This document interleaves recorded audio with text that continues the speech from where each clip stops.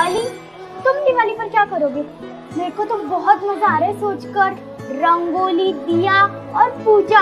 ये मैं अपने अम्मी अबू के साथ रहूंगा, नए कपड़े पहनूंगा और पटाखे भी फोड़ूंगा।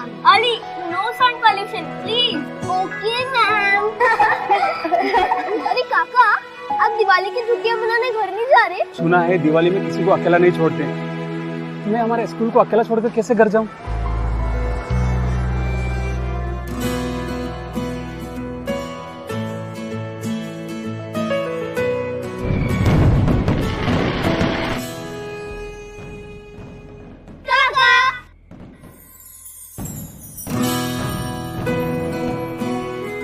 ये सब तुम लोगों ने?